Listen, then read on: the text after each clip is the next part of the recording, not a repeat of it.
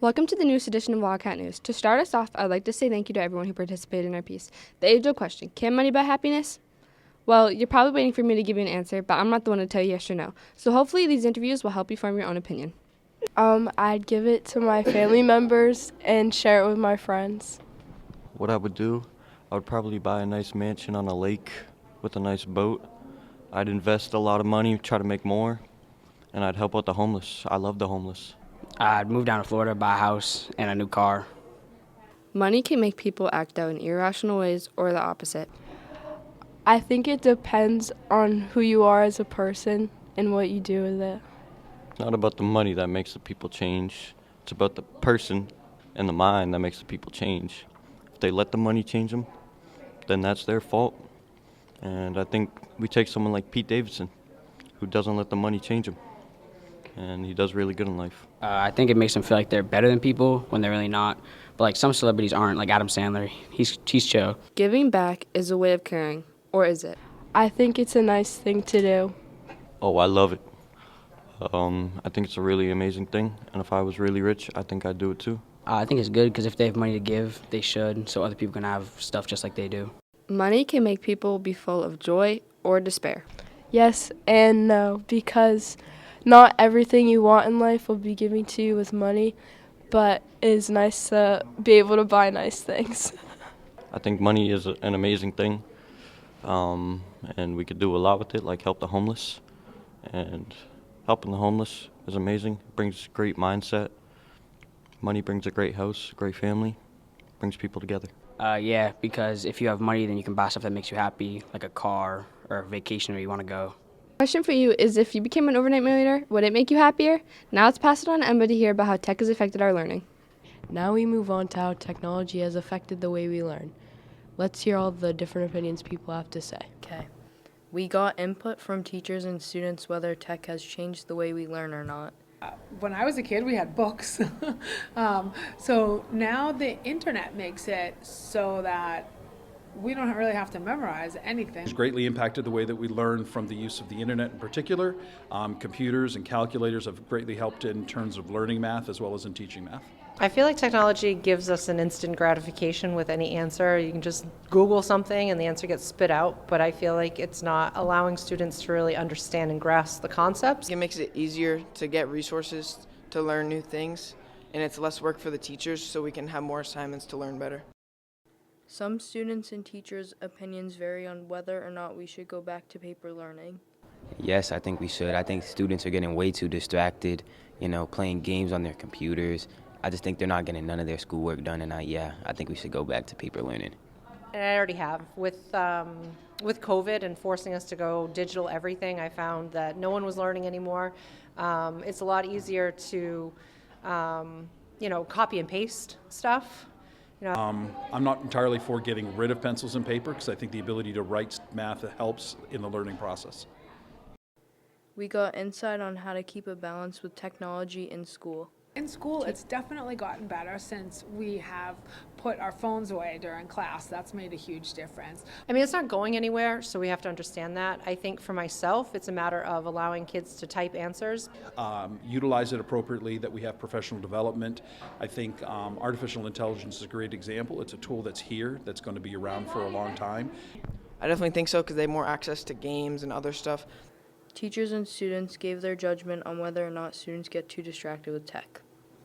Yes, 100% yes. I know the phones are on the door, but it's anytime you give access to a Chromebook, they're on 5 other websites other than what they should be working on. So, yeah. Do you think students get too distracted with technology? Well, in school, it's definitely gotten better since we have put our phones away during class. That's made a huge difference. I think they can. I don't think that's universal. There are some students who know when to put their phones away, when to put the earbuds away. So tell me, do you think your learning abilities have changed with technology? Now we are passing it on to Amalia on a piece with Miss MacMillan. We all know Miss MacMillan as the heart of the school, but how much do you really know about her? We know that Miss MacMillan always comes to school with a smile. Here is how she stays motivated. I love the people, I love the staff, I love you students. That makes my day, seeing everything, and it's different on a daily basis. Things happen, and we get to experience that. I love it. Miss MacMillan's life outside of school is very exciting. She has many enjoyable hobbies. Here are some of them. I love golf. I love exercising outside. I love being outside. That's why I like doing all those things, and it's activity. I do love cooking. That's one of my favorite things to do, trying new recipes, and feeding a ton of people. Do you wonder how Miss MacMillan came to be in this amazing school? Here's how she landed at this job. Okay, there was an opening in the building, and I thought it would be a great opportunity to try a new position. As far as before WB working, I worked in Bridgewater as a secretary as well. And then before that, for like 17 years, I worked for a stock transfer company. We asked a select few students how they feel about Miss MacMillan.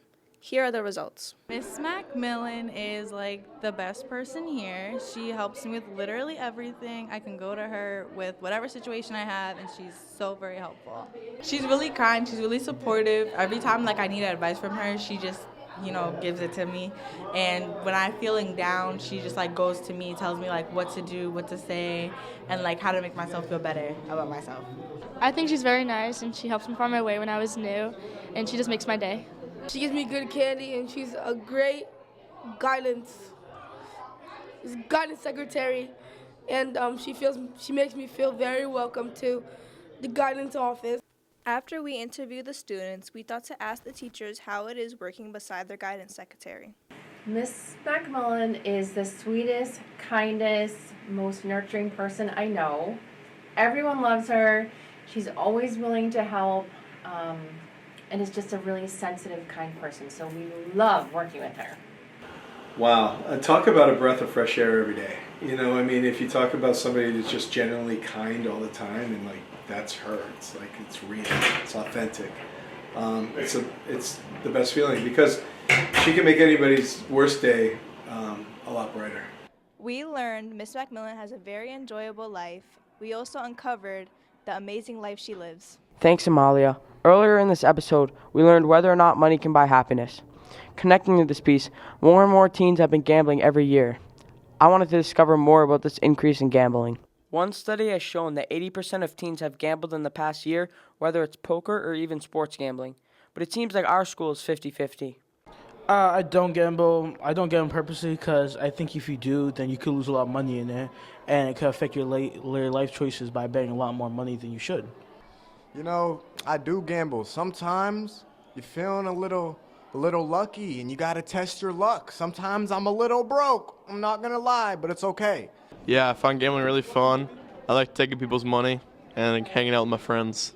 I myself do not gamble. I've thought about, taking up poker and, fantasy, and people say that that's kind of gambling, like gambling on sports. I don't gamble because it seems weird, and I don't want to get addicted. Yes, I do. I gamble with my friends. I would say yes, but there's a big debate if poker is actually gambling. Yes, I gamble. Financial problems, legal issues, and poor mental health like stress are all factors that can come with gambling, so starting young might not be the best idea. You could lose all your money, and it's addicting. Don't want to do that. I think it can make you feel like it's not as bad as it really can be if you're addicted to it, and you can actually lose a lot of money if you don't do it the right way. It can affect you later in life because one day you could bet something really important to you and you could lose it forever and not get it back. So some things you don't want to gamble and sometimes you do, but you shouldn't sometimes. I think you can develop unhealthy habits. In gambling, you might just go broke sometimes. Sometimes you might think you have it and you don't have it, Seeing real people face the effects of gambling can show you why it can have its ups and downs. I've seen it for Calvin Pike and Patrick Stanton because they bet every weekend or sometimes during the week, and they waste a lot of money sometimes. People have dug into their kids' college funds. They've ruined their families, their marriages, just over losing money in the casino. My dad's dad used to gamble a lot, and he used to win, pretty sure. So he was out money, a good amount of money from poker.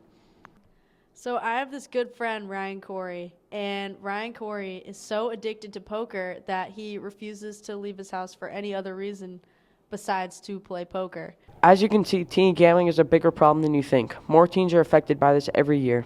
Do you think starting gambling young is worth it? Now let's bring you to Cass to see how these New Year's resolutions are working out for people.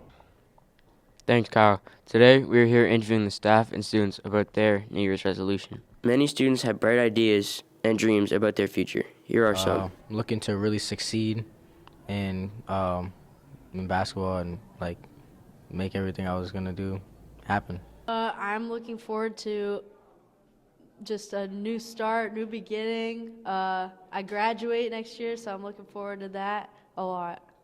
I'm looking forward to next summer. I'm looking forward to finishing off senior year with my friends and going to college in the fall.